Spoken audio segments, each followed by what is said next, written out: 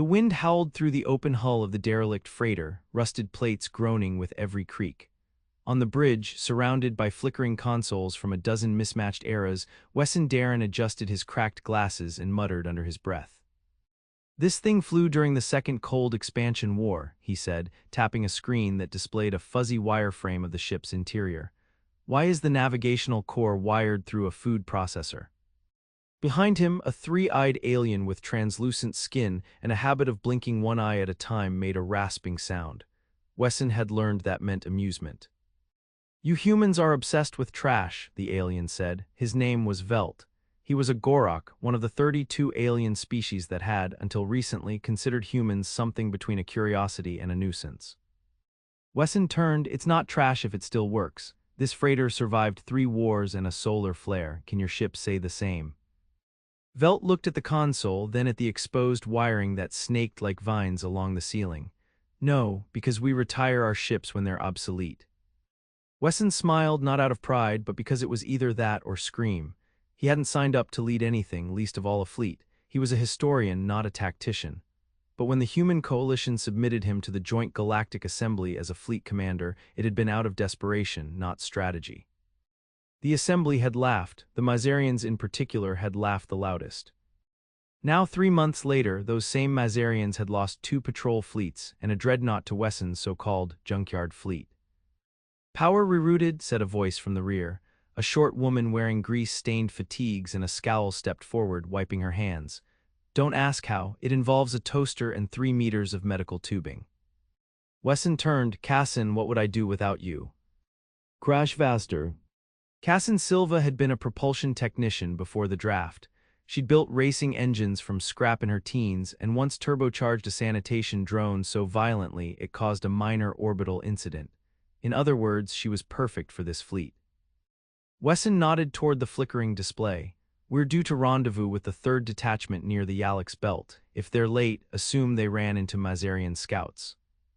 Velt blinked all 3 eyes. "You really believe these rust heaps will hold against another fleet?" "Not hold," Wesson said, "outmaneuver." The Gorok tilted his head. "You cannot outmaneuver ships that are faster and armed with weapons that work." Cassin tossed a wrench onto a nearby tray. "That's what the last fleet thought." And they had. The Mazarians had brought in sleek, carbon-forged ships with plasma lances and adaptive shielding. Wesson's fleet, assembled from museum pieces, orbital wreckage, and one ship that had been a restaurant, had responded by hiding in an asteroid field and detonating a series of magnetic charges that turned the enemy systems into molten jelly. It hadn't been pretty, it had been terrifying. And it had worked. A shrill beep interrupted Wesson's thoughts. One of the few intact sensors lit up red. "Incoming vessels, 4 of them." "Scouts," Cassin said, already strapping into the co-pilot's chair. "Mazarian configuration." Wesson grabbed the comms mic. "All ships, evasive pattern Delta 9, don't engage unless they fire first." The mic crackled. A voice replied in heavily accented Terran. "You are in violation of territorial integrity. Power down your vessels." Cassin rolled her eyes. "They always say that before trying to vaporize us." Wesson pressed the mic. "This is Commander Wesson Darrin of the Coalition Exploration Detachment. We are en route to a neutral zone. Stand down and we'll continue without incident." There was a pause, then laughter, actual laughter. "You are the historian," the voice said. "The one who commands scrap. You will surrender or be reduced to atoms." Wesson leaned closer to the mic. "You ever read about the Siege of Carson III? Silence. It's in your own archives. We humans lost half our fleet, but we still won. Know why?" He didn't wait for a reply. He cut the channel and turned to Cassin. "Activate the debris net, feed false telemetry." She grinned, already on it. Outside, the freighter's hull panels began to unfold, releasing a cloud of metallic fragments, shrapnel, broken plating, even a few discarded satellite cores. The sensor spoofer activated, creating phantom ships among the debris. The Mazarian scouts opened fire. The fake signals drew their plasma bolts into the empty void. One of the bolts struck a disguised mine Wesson's crew had deployed an hour earlier. The explosion sent a shockwave through the field, hurling fragments into the lead scout's intake vents. The scout ship jerked sideways, venting atmosphere. "One down," Cassin said grimly. Wesson watched the display as the remaining scouts adjusted formation. They were smart, but not smart enough. Bring up the pulse cannon, target the second ship's relay node. Cassin hesitated. That cannon's got a recharge delay of 30 seconds if we miss. We won't. She hit the switch. A low hum vibrated through the freighter as the weapon powered up. It had been salvaged from a planetary defense grid, barely modified to fit the freighter's hull. The pulse lanced forward a thick beam of concentrated electromagnetics. It struck the second scout amidships. The ship flared, then went dark, spinning. 2. The third and fourth scouts banked away. One fired a parting shot, grazing the side of Wesson's ship and sending sparks across the bridge. He hit the floor as a panel burst near the helm.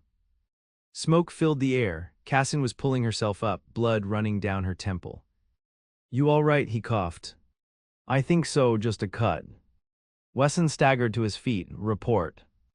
Velt was at the console. Engines at 60%, lateral thrusters offline. We lost thermal regulation in cargo bay 2. Wesson nodded, reroute cooling from the rear life support. Cassin stared at him. "That'll raise crew temps by 15 degrees. We'll survive, the electronics won't." The Gorok made another amused noise. "Your tactics are erratic, illogical." "You mean unpredictable?" "Yes, that." Wesson leaned over the console. The remaining scouts were retreating. "Let them go, they'll report back, and the Mazarian commanders will come hunt us themselves." Cassin wiped her face. "You want that?" Wesson straightened. "I want them to underestimate us, again." He wasn't a general, he hadn't studied at any academy, but he had read 1,000 years of battle logs, watched ancient footage of ground wars fought with sticks and steel, and studied every failed campaign humanity had ever endured. He knew the power of being underestimated. 2 days later, the third detachment arrived, 6 ships of wildly differing origin. One had once been a mining rig, another still bore the faded logo of a defunct cruise line. Captain Turreau, a burly Jovian with an artificial spine and a fondness for protein paste, met Wesson in the docking corridor. "You called, I came. What's the mission?" Wesson handed him a datapad. "We're going to lure the Mazarian fleet into the Krelith Graveyard." Turreau whistled. "That's a navigational nightmare. Radioactive pockets, spatial tiers, ancient wreckage everywhere." "Exactly." Velt stood nearby. "You are baiting them into a region that has destroyed hundreds of ships over the centuries." Wesson nodded. "And you believe your fleet of patched-together ruins will survive where actual warships perished?" "Not survive," Wesson said. "Navigate, there's a difference." Cassin appeared at his side, holding a new schematic. "I've mapped a route through the graveyard using old trade logs and gravitational decay patterns. We can make it barely." Turreau frowned. "And if they don't follow?" "They will," Wesson said, "because we're going to take something they can't ignore." He tapped the schematic. At the center was a symbol. A Mazarian command relay, stolen during a previous skirmish. "We've been broadcasting coded fragments from this for 2 days. They think we're trying to infiltrate their network." Velt blinked. "Are you?" "No, but they don't know that." The next phase was simple. Steal attention. Draw pursuit. Survive the graveyard. And leave the Mazarian fleet broken behind them. 3 hours before the fleet entered the Krelith Graveyard, Wesson was lying flat on a maintenance slab in the bowels of the retrofitted freighter, his left arm elbow-deep in what had once been a coolant manifold and now resembled a forgotten art project in copper tubing and melted resin. His knuckles were raw. He had acquired a burn stripe across his shirt from a misaligned induction coil. He was bleeding slightly, but only when he exhaled too hard.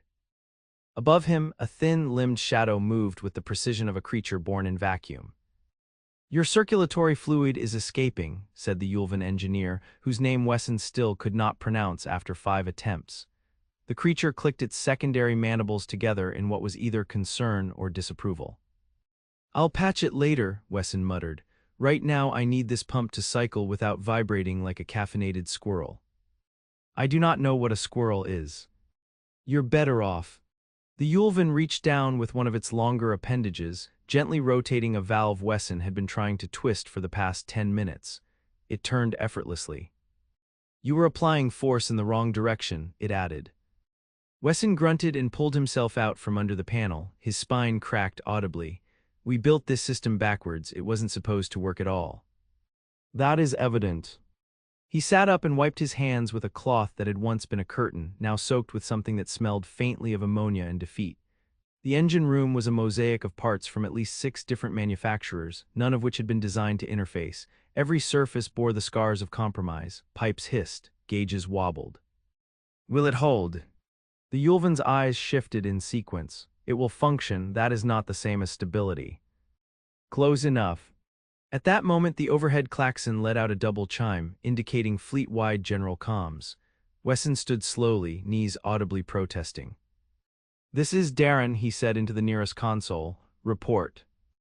Cassin's voice crackled through. "Scout drones just pinged 2 Mazarian destroyers entering the outer Krelith perimeter. They're not cloaking, they want us to know they're coming." "Formation." "Standard wedge, they're testing our reaction time." "Let them." He cut the line and turned to the Yulvan. "You ever navigate a gravitational fracture field?" The alien's legs flexed in a way that suggested unease. No species attempts such things deliberately. "We do." He left the engine bay and made his way up 3 decks to the navigation hub, where starlight filtered through reinforced glass and the debris fields of the graveyard shimmered like jagged constellations, broken satellites, derelict warships, and the skeletal remains of 1,000 forgotten ambitions caught in slow orbits. Cassin met him there, her hair tied back with a strip of insulation wire. She handed him a mug of something steaming and vaguely blue. "Stimulant brew from the Harkai delegation," she explained. "Tastes like moldy licorice but keeps you awake for 36 hours. "I'll pass." She took a sip herself and grimaced, cowered. A pair of Dolvani tacticians hunched over the main console, tapping at it with their 3-fingered hands. Their skin was faintly luminescent, casting a soft green glow on the controls. "We have identified 3 viable routes through the interior," one said. "However, all options carry unavoidable risk." "We're not trying to avoid risk," Wesson replied. "We're trying to make it look like we're barely surviving it." The second Dolvani turned. "You intend to broadcast your fleet's signature while entering a volatile zone? That is madness." "No," Wesson said, "it's bait." He pointed to one of the routes, the one threading through the densest debris field. "This one, it's the least stable but the most convincing. They'll think we're desperate, that we're cornered." "Are we not?" "Not yet." The Dolvani exchanged glances, then silently began recalibrating the nav path. Behind them, several officers were already issuing trajectory updates to the rest of the fleet. "Time to entry," Wesson asked. 17 minutes. He nodded. "Then I'll be in the medbay." Cassin blinked. "Why now?" He held up his arm. The gash had widened and blood had begun soaking through his sleeve. Turns out coolant manifolds bite. The medbay was barely lit, its overheads flickering with a rhythm that made his head throb. A Harkai medic, shaped like an inverted triangle with spindly limbs and a translucent chest cavity, gestured for him to sit. "You are leaking," it observed. "Apparently that's a theme today." The creature unfolded a sterile field and began scanning his arm with a device that looked suspiciously like a repurposed power stabilizer. The air filled with the scent of ozone and citrus. "No nerve damage," it said, "but you have introduced particulate matter into the wound. This will require decontamination." "Just use the high-temp sterilizer," Wesson said. The Harkai paused. "That process is extremely painful." "I'll manage." It activated the device. A pulse of heat seared through his forearm. Wesson clenched his jaw. The sound that came out of his throat was somewhere between a snarl and a whimper. "You humans are unnecessarily cavalier about tissue trauma," the medic added. "Yeah, well, if we stopped for every scrape, we'd never finish anything." The Harkai applied a sealing gel that shimmered like oil in water. "You will have reduced flexibility for the next 4 hours." "I'll only need 2. As he left the medbay, the deck plates beneath his boots vibrated with the telltale rhythm of sublight engines ramping toward threshold. The fleet was aligning. By the time he reached the bridge, the central display showed the first contours of the graveyard's interior, twisted metal hulks caught in erratic orbits, radiation spikes bleeding across the map, and gravitational eddies strong enough to shear a cruiser in half. Velt was already there, studying the layout. "You are intentionally entering one of the most hostile spaces known to the Assembly." "Yes." "To lure a superior enemy force into disadvantage." "Correct." The Gorok tilted his head. and you believe they will not anticipate this. Wesson tapped a control, bringing up a projection of the Mazarian fleet's likely pursuit path. They don't think we're capable of planning this far ahead. They think we're improvising, flailing. Are you not? That's the best part, we are, but on purpose. The first ship breached the outer graveyard perimeter. A mining rig turned gunship, its hull scorched from a dozen past battles, disappeared into the tangle of wreckage and gravitational shadows. Others followed. Wesson stood at the viewport as the freighter began its descent into chaos. The stars disappeared behind fields of debris. The ship shuddered as it passed through a low-density radiation belt, hull sensors screaming in protest. "Steady," he said. "Hold formation. Let them see us wobble but not fall." Outside, the graveyard swallowed the fleet whole. And somewhere behind them, the Mazarians gave chase. The graveyard's silence was deceptive. The only sound on the bridge was the low churn of the retrofitted iron drive, laboring through gravitational drag like an old man hiking through a swamp. The outer hull was coated in scorched paint and magnetized dust, but the freighter held its line. Inside, the air was thick with tension and the faint scent of burned insulation. Wesson stood at the central console, eyes fixed on the trajectory mapping as debris drifted lazily across their path. A derelict cruiser missing half its bow spun slowly nearby, its shattered hull casting long shadows through the viewport. Somewhere behind it, the Mazarian fleet crept closer, their signatures masked but still traceable through the graveyard's chaotic interference. Cassin's voice came over the intercom from the auxiliary helm. "We've got structural creaking in the starboard struts, but nothing critical yet. You're still the luckiest lunatic I've ever worked under." "We're alive, aren't we?" Wesson adjusted the telemetry feed. "Luck's just math that hasn't been explained yet." A Dulvani engineer hunched over the sensor array, his long fingers adjusting the field dampeners with twitchy precision. "The radiation spikes in Sector D7 are increasing. If we drift even half a vector east, we'll fry everything from our nav core to our teeth." "Which is why we're not drifting." Wesson leaned closer. "Keep the field tight and the output jittering. Random pattern intervals every 4 seconds. Don't let them predict our dampening rhythm." The engineer hesitated. "That's not standard procedure." "Neither is building a plasma turret out of irrigation pumps, but here we are." The Dulvani tapped in the sequence without another word. In the narrow corridor outside the bridge, Velt was crouched with a Grelvani technician, both of them peering into a maintenance panel that was producing a worrying amount of smoke. The Grelvani, whose skin pulsed with bioluminescent ripples, hissed softly as a spark singed his knuckles. "Your species builds without regard for symmetry or future access," he muttered. Velt's tongue flicked briefly. "They don't build for permanence, they build for the moment." The Grelvani tugged out a capacitor that had clearly seen better decades. "That is not strategy, that is desperation." "No," Velt replied, "it's audacity, and it's why they're still here." By mid-cycle, the first wave of Mazarian fighters engaged. The attack didn't come from the front. It came from above, through a gap in the debris field that Wesson had deliberately left unguarded. The moment the fighters entered, the freighter's rear turrets spun into position and fired a coordinated scatterburst.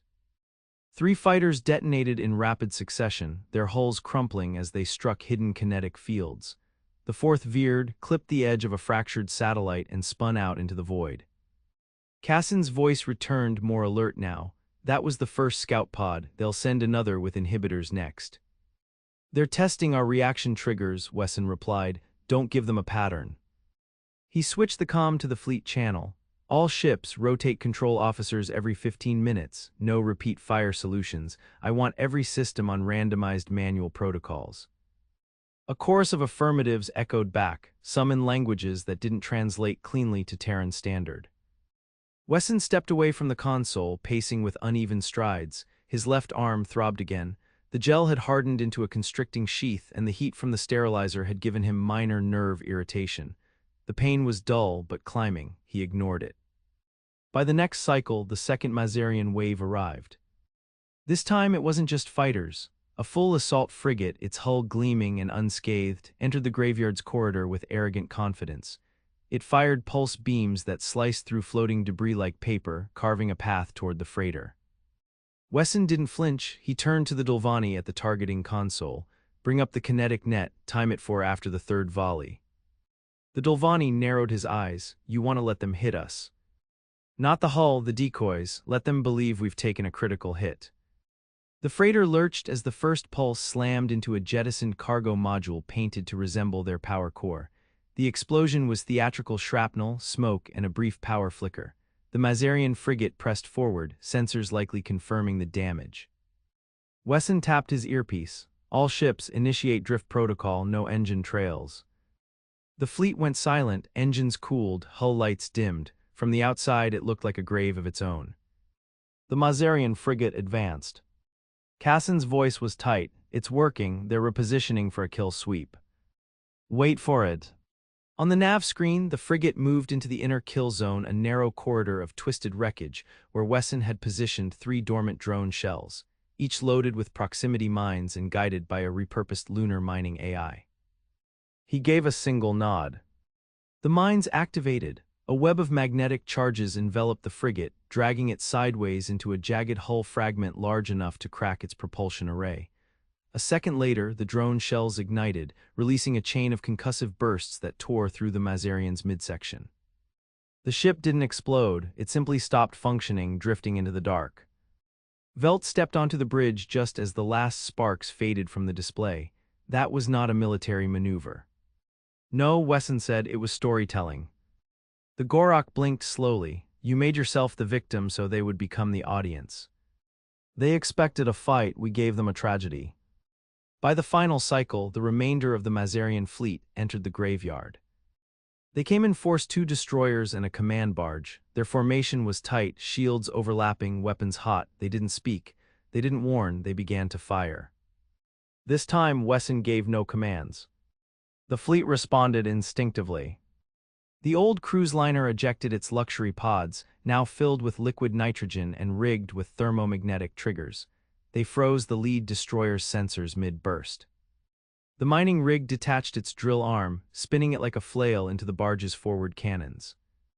The converted cargo hauler launched its cargo, 10 tons of raw iron and a single modified gravity well generator that collapsed the debris field onto the second destroyer like a closing fist. And at the center of it all, the freighter spun. Wesson gripped the rail with one hand, sweat glistening on his forehead. His injured arm had gone completely numb. Cassin's voice cracked through the static. We're down to 14% reserves. This has to be the end. It is. The command barge, now alone and burning, tried to retreat, but the graveyard had been waiting. A final drift mine, activated by the barge's own magnetic signature, detonated beneath it. The blast wasn't large, but it struck the fuel chamber. The explosion lit the graveyard like sunrise. When the echoes faded, the only ships left moving were Wesson's. Velt turned from the viewport. You've destroyed a superior fleet using untested weapons, unreliable systems, and obsolete designs. No, Wesson said, wiping his brow, we used their arrogance. The Dulvani engineer approached, holding a data tablet. All enemy ships confirmed neutralized, no life signs, minimal radiation leakage, kinetic debris dispersing. Cassin entered the bridge, limping slightly, her right boot covered in coolant. We've got hull fractures on 3 ships, communications relays fried on 2 more, but no casualties. Wesson leaned back against the console, finally allowing himself to breathe. Then we're done. Velt stepped forward. You have changed the assembly's perception of your species. They will no longer laugh. I didn't want them to laugh, Wesson said. I wanted them to listen. Cassin raised a brow. And what exactly were we trying to say? He looked out at the graveyard, now quiet, peaceful, almost reverent. That humans are dangerous not because of what we build, but because of what we refuse to abandon. The Gorak watched him for a long moment, then, without a word, turned and left the bridge. Cassin slumped into the pilot's seat. So what now? Wesson smiled faintly. Now we go home. And for the first time in weeks, the stars ahead weren't full of threats. They were just stars,